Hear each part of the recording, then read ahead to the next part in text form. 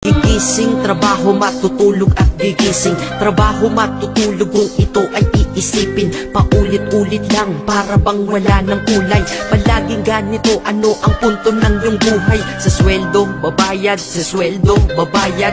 Kakasweldo lang pero ubos ang pera kagad. Ito ba talaga ang binigay na kapalaran? Hindi ka mabubuhay kung hindi mo babayaran. Mahirap pala to, sana maaga kong nalaman. Para kang malayang preso pag di ka anak mayaman. Dahil aking napuna kapag bumiyahe sa umaga. Mga tao sa paligid ko hindi rin maligaya. Tayo ay mga alipin sa moderno na lipunan. Magandang kinabukasan kailangang pag-ipunan. Pero pagkatapos nun, ano ba ang kasunod? Ika'y magkakasakit, mamamatay ka ng pagod. Di ba napakalupit? Ganito ba talaga? Habang nabubuhay ka, pera ang mahalaga. Kaya magtrabaho ka, magbanat ka ng buto.